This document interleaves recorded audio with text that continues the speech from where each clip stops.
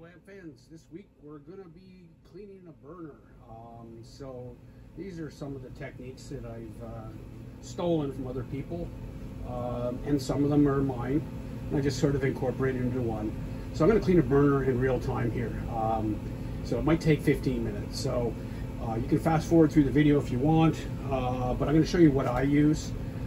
I'm starting with a burner here that is really not super horrible, but this is your typical burner that would have had light use. Now, I'm using some products and some tools here. So needle nose pliers for pulling the burner out of the solution. So on the ground down over here, I have a solution of citric acid and water. So that's a two and a half gallon pail down there. And there's about a gallon of water in it. And there's probably about 4 ounces of citric acid. Beautiful part of citric acid is it's a light cleaner. It won't burn a hole through your pants. You can actually eat this stuff in small quantities. I mean, that's what you put into your orange drink. That gives it the tangy flavor. This is actually food grade quality stuff. Do shop around. You should be able to buy it bulk really cheap. You don't need a whole lot. You can use it over and over again. So yesterday I cleaned 3 burners, very similar to this. You know, some of them were more very brown like this. So if you get a brown burner, these clean up real fast. This one here is not so brown. I'm gonna clean that one. This one here is really damaged. It doesn't show it, but it's not really worth fixing. Let's go back to Yvonne. Other tools I use, just a brush. This is just a nylon brush. I also have a brass brush, fine brass, some 4-aught steel wool. I do have my Dremel underneath the table here somewhere. Yeah, it's right in front of me. What am I saying? On that, I have this fine stainless steel wheel. This is really handy for getting into tight spots and cracks around here that you can't clean quickly. And then I'm going to use a variety of cleaners here. So I talked about the citric acid solution, so probably about 4 ounces to 1 gallon I find is good for me. Then I have some Grease Off by Spray 9. That I put into a aerosol cap inverted. And typically I drop the flame spreader in. I dropped this in last night. This takes longer. The whole idea is you really got to get rid of the carbon before you start cleaning. This doesn't have a lot of carbon, but I'm going to give it a spray of this Grease Off. It's a degreaser and a carbon reducing product. So I'm going to give it a quick spray of that. That I've already got it soaking in it. Barkeeper's Friend. So this is a very light pumice. This stuff works really well. Some regular stuff for cleaner.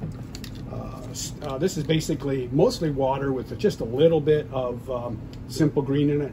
I'm going to use this for neutralizing the burner after I pull it out. And then final polish is going to be with this. I also use paper towels, blue shop towel, and then a final green towel. So that's basically it, is all I do. So what I do is I basically take the burner apart, and the really bad pieces should go in first. So this has got a lot more carbon and stuff on it and gunk. I could hit it with that, then throw it in, but I'm just going to directly throw that in. Now this is a really old wick. It looks like somebody decided to really get their money's worth out of it. They actually sewed on an extension. This is well past the service limit, this one here. So I think it's kind of, no, it's not stuck. That's good. I'm gonna pull it apart on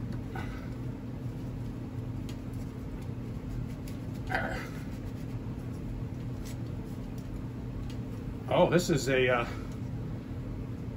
looks to be like a War Hero one, because that is steel. So that's just got some sort of an oxidization on it. That's steel, that's brass. So that was produced during the war, because brass was being used for military applications overseas. Wow, that's a bit of ingenuity there. I like that. That person really got their money's worth. Now that's going to go into my wick collection up top there, because I think that's kind of good. So I'm just going to drop this entire burner. Actually, the bottom is pretty mint. This thing is going to clean up in a couple minutes. So I'm just going to drop, actually what I'll do is I'm going to drop that in last. I'm going to go back to this piece here. Just going to hit it with some of the steel wool. So you know, I go through quite a bit of this stuff. So I usually buy a lot of it. So anyway, I just give it a quick rub. Maybe a quick little brass. Get rid of some of that carbon on top. Sorry about the furnace running. No choice. Okay, that's not so bad. So that's just gonna go in. I'll throw that in. So I'll clean up this a little bit, get rid of this stuff here. And then I'm gonna throw the burner. So that's it. So it doesn't take a whole lot of time. I'm gonna use these to pull it out. Meanwhile, I'm gonna go back over to this. Just give it a quick little spray of this stuff here to get rid of some of that stuff. I do this without gloves. I can usually do about 3 or 4 of these without gloves before my hands start getting a little bit chewed up. So I'm just gonna hit it with the steel wool. Get rid of the big chunks. And you know, you could put this thing into a drill or whatever, I guess. If you had to have a chuck or something, put it into a drill. And then you could spin it and make this job faster. So I'm just gonna go straight to the barkeeper's friend and give that a clean with the steel wool. I don't get these things perfect. They just get dark anyway, really quick. What I'm trying to do here is give it a nice, thorough cleaning. So it goes back into service, fits in, works flawlessly. So that's pretty much it. I don't really care if it's much better than that.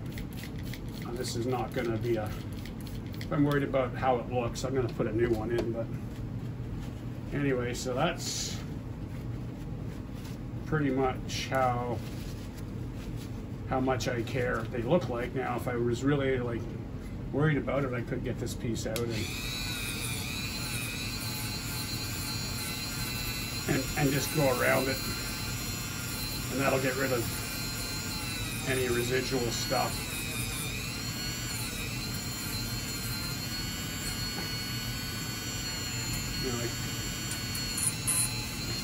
But that's pretty much it. It's hard to, these ones were stainless steel back then. It's hard to get the tops polished because they glow like red hot, so that's permanently discolored. But so that's pretty much it. A lot of the time, once I've finished cleaning something and I don't want it to oxidize or get stuck later, I'll use Ballist oil. This is great for guns, great for everything. Kind of smells kind of funny. It's not like WD-40. Doesn't smell as nice as WD. This stuff kind of smells more, you know, it's not as pleasant. How's that, to be polite? And that piece is ready to go back into the lamp once it's done. Now, I think I'm gonna pull the burner out first because the burner was really, really clean. If you leave it in too long, what can happen is it turns pink.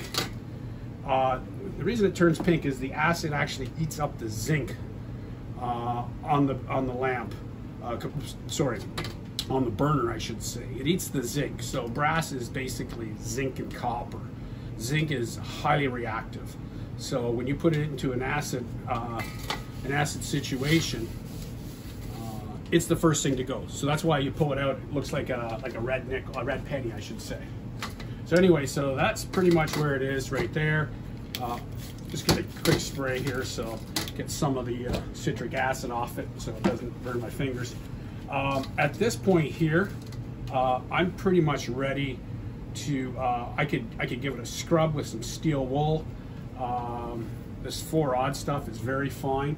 I like to use it in conjunction with the barkeeper's friend for best results. And you just give it a little twist, just like this, and go around.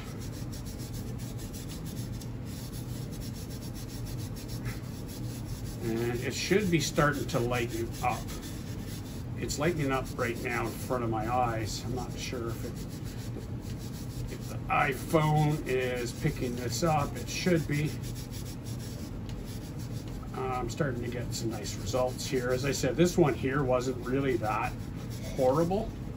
So that's why I didn't leave it in long. because I didn't want to be dealing with a lot of pink stuff. So that's why that's why I did this piece first.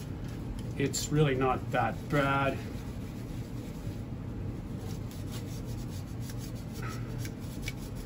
I'm going to use a Dremel to get it underneath in here where it's hard to get. And also the burner threads and all the rim top here. That's where it really works well, is up in there too. This piece is getting a little small. I'm going to grab another piece here.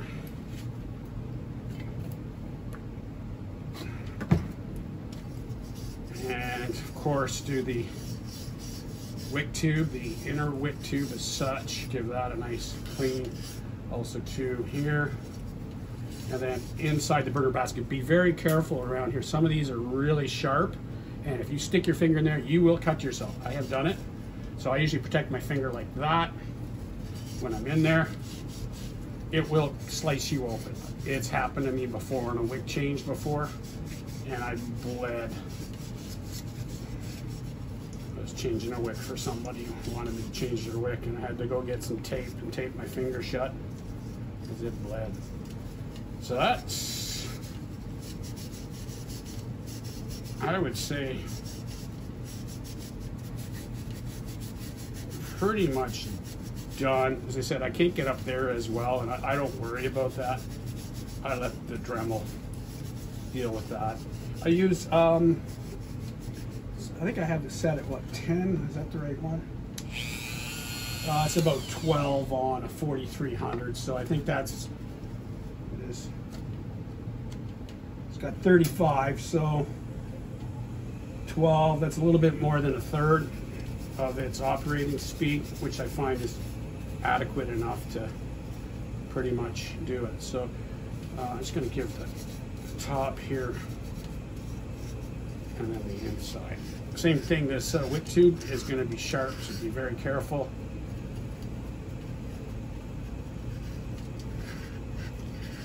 I like to get down there pretty good because kerosene does flood down there. You want to make sure these two holes are free too.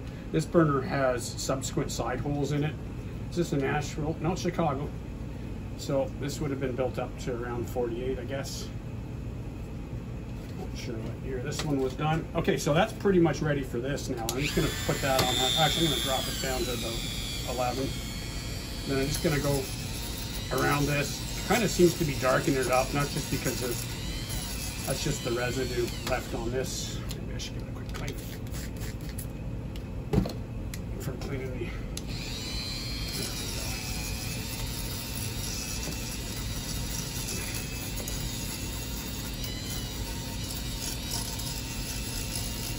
This is really light. I'm not even going to touch the bottom. Then I'm just going to get in here a little bit where you can't really get.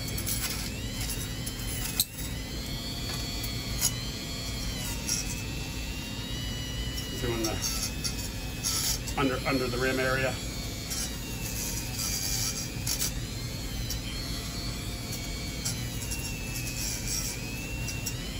A lot of the time too, it's good in here too if you got any extra stuff in there, like along that ridge line.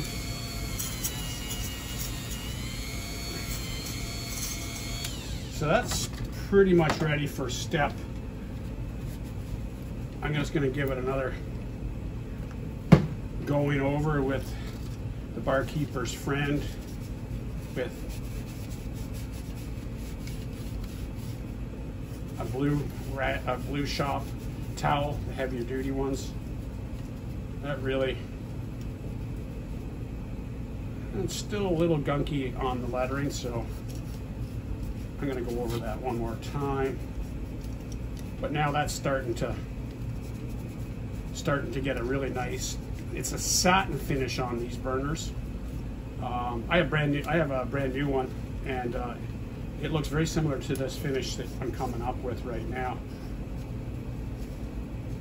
So I would say that is just about ready. I'm going to give this just a little bit more on there. Then I'm going to do a little bit more up here. Doesn't have to be perfect. You just don't want to see anything as much as possible, or as little as possible, I should say. me give this a teeny once over.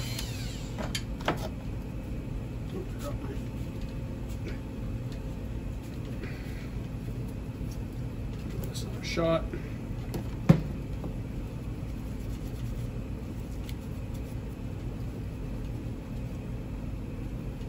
Got a little bit left down there. Right.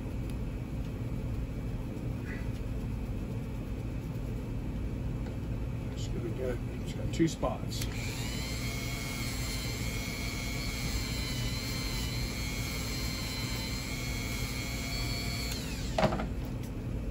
Okay, so now that's pretty much ready for a quick clean. Now, it's got a lot of stuff down on the bottom of this, each side in there. So, yeah, okay, I want to get rid of that stuff. Okay, so, sorry, this video is going to take a bit longer. I'm just going to hit it with some of this Simple Green and hit it with a bit of this grease off down there. Probably should have done this before I went too crazy. A couple things I use. I like to use these little coffee stir sticks, courtesy of the coffee chain from Seattle. Unless you want to sponsor me. Don't mention your name. So when I go in and I get one of them black coffee, I gotta line up for a black coffee because that's what I like, black coffee. I don't like, you know, maybe if I'm feeling fancy once in a while I'll have a cappuccino, but that's it. I like black coffee. Anyway, I'm just hitting the bottom with this stir stick. It's just the right angle, and I hit some of that degreaser stuff. And this one's fortunate, it's not super dirty. So it's coming out pretty good. I'm gonna go off camera real quick and just give this a quick rinse in the sink. I do apologize. Okay, just so you know, I'm not changing this out. Be back in a sec.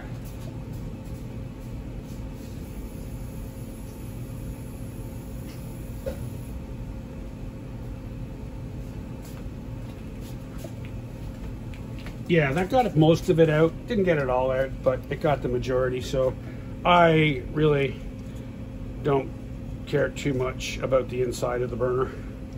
As long as any drain holes are open. Down here, they look pretty good. So that's pretty much ready for the blue polish. So I'm just gonna move on to the next component, or the next piece. Next piece is gonna be the gallery. Pull that out. Quick shake onto the tray. You see that's kind of gone copper. So hit it with this. Right. Give it a brush right off. See if I can get more of this carbon off the top. Carbon is coming clean off now. This is the hardest part to clean, is the top of the gallery here where the locking tabs are. So the mantles. Careful you don't cut yourself or bend them out of shape. All right, I'm gonna grab some fresh wad, steel wool. I'll still use this one, I guess, for now. And Barkeeper's Friend, and go crazy. So what I'm doing here is, sometimes these are stainless steel. This one appears to be brass, and just going to go around the outside with the Barkeeper's Friend, and that's going to get rid of that pink stuff, copper, and bring out get rid of that top layer of copper that was corroded, and brings out the nice fresh brass. I usually go over the whole thing a couple of times. This is the Barkeeper's Friend. I'll use that a couple of times. And I'll go over this with a brass brush because it's hard to actually clean these little dimples and stuff. And then you also want to get in there too, around the inside. I'm gonna get a new piece, it's too small. That's better. You go through quite a bit of the stuff. It's pretty cheap. It's about $3 or $4 a bottle. I go through 1 or 2 of those a year. The Magic polish that I use, the Blue Magic, they want to sponsor me, they can send me another half gallon like this. I think it's 60 odd ounces. I've had that for a couple of years, and I'm about halfway done. So it is, it's great on everything. Works great on polishing pretty much any metal alloy. It says it's designed for, you know, magnesium wheels, brass, gold, copper, silver, stainless steel, and fiberglass. It works really well. It's such a fine pumice to the polish. It really doesn't scratch the surface. So I'm going to go with it with the brass brush, and a couple reasons is I want to get down near the this piece here. Also to check in there, see if how much debris you have in there, because that's an area that you need to clean as well. A lot of the time I'll just take this to clean in there, put a revolution of that in, get a small piece of steel wool like this, and then force it in and give it a you know, just a swish around, I guess. So the thing is, I'm not using really any sharp metal objects here at all. I'm not using any screwdrivers. Tends to get locked here at the lock tabs for the locks on.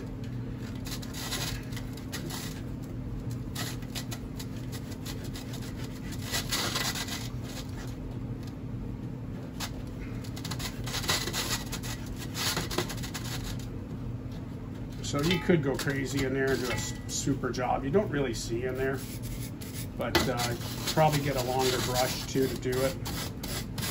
So I'm going to go back over the top again with the brass brush. Give it a full roundabout inside.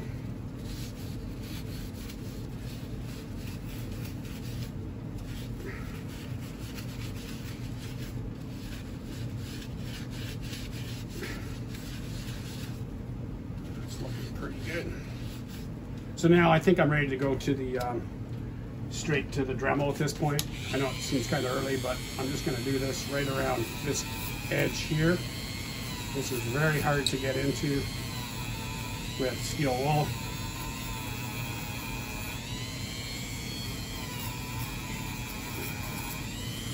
See, it's turning dark. It's because it's getting out that stuff out of there.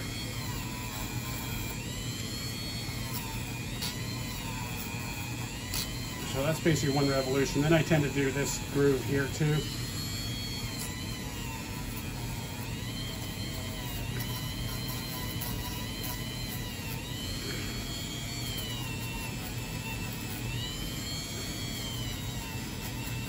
And I'm just going to go over the whole thing a little quick, just a quick one like this.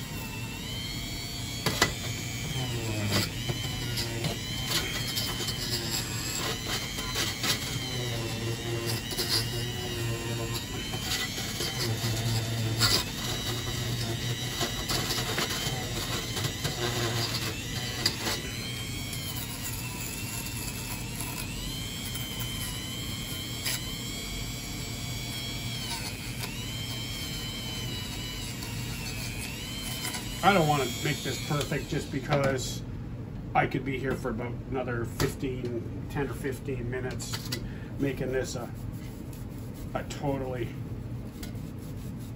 I just want to show you guys the technique that I use.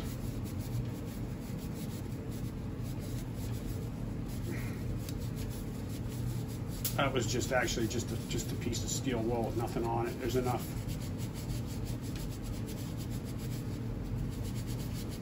There's enough or barkeeper's friend there.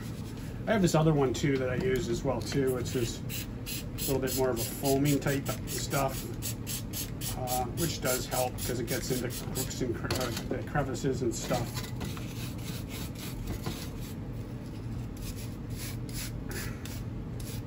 I'd say that's just ready for the next step, which is going to be the blue polish. So I'm just going to put that aside very quick. I don't want to be here all day making this a 40-minute video. I don't like video editing. Okay, so there you go. Sorry. You're getting what you pay for here, so I don't like video editing.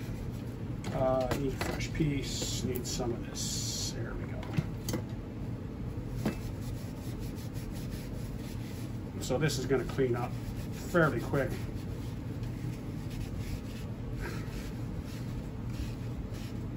Usually it's the top part that's the biggest problem. That's where the kerosene would residue tends to build up over time. And this is when you see how many cracks that are in this flange area on this outer wick too. So very common failure item on these Model Bs. That's probably the number one. That's the number one issue that I run into very regularly. I would probably say probably half of them. I mean, there's going to be a lot of lamps that don't have any use at all and they're not cracked. But when you buy a lamp that's had use and you know been used over a bunch of years, then they crack. They just heat, and I think they heat cycle. I know that the later ones tend to break more. Not exactly sure why. Oh, that's funny. Don't do this. Boy, that's caught on film for my life. All right. Now we got some steel wool going with this. I'm just using this at this point because I want this to go faster. So I'm getting down with that crack there. I'm going to go around the outside of this. There's some residual stuff there. This does a good job.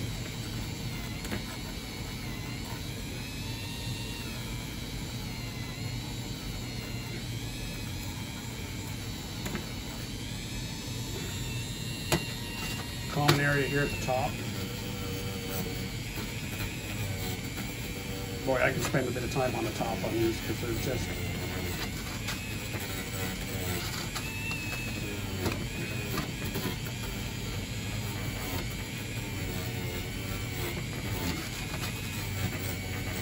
probably a good idea if you actually soak these this outer wick tube upside down in some of that grease off, because that'll probably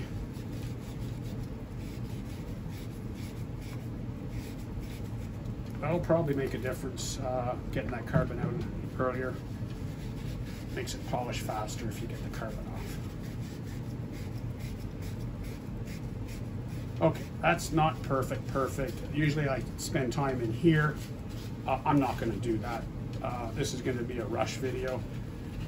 It's a question of time, you know. I do everything by hand, other than the Dremel. Less risk of damage. So that's ready. Last is the wick tube. Oh, sorry, the wick riser.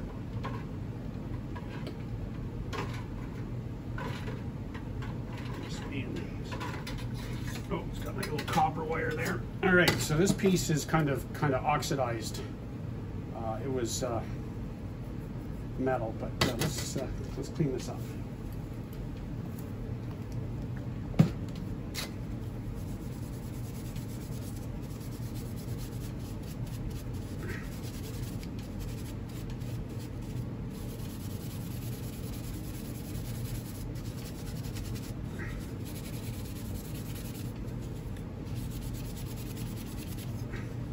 Yes, you could use some gloves.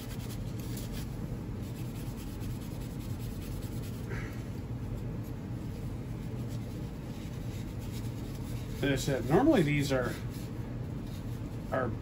brass, and they clean up really nice. Like they shine. A lot of the time, if there's a lot of green, which is dried out kerosene, I guess it goes moldy and goes green. So this is like a kind of a strange one. I had another one of these kicking around the other day. I guess I put it away. It was a steel one like this too, except it was all corroded here. So this is kind of strange. That's steel at the bottom. That's brass, but that has some sort of looks like a flash coating on it. Brass, like they almost like they dipped it in brass or something. I'm not sure if you can, but anyway, I don't want to ruin the original finish. It's actually a really pretty piece once it gets cleaned up. Alright, this just saves me going to the other room and rinsing it in the sink. So that part is really ready for polish as well too. I don't think it needs to be polished. It looks perfectly good. I mean, over polishing, I don't believe in it. I'm cleaning some of these burners I've had for 5 or 8 years. Just, you know, I got some spare time over Christmas here. Just thought I'd share that. Anyway, that part's ready to go back into the lamp. So, you know what? I'm probably not going to wick it. I'm just going to hit it with some of this Bliss oil lubricant, just to give it a protective coating. Yeah, it does smell funny, this stuff, but it works awesome. All right, okay, so we're ready for polish. So I got to clean these pieces here. I'm just going to run over to the sink real quick. I'm just going to rinse these off.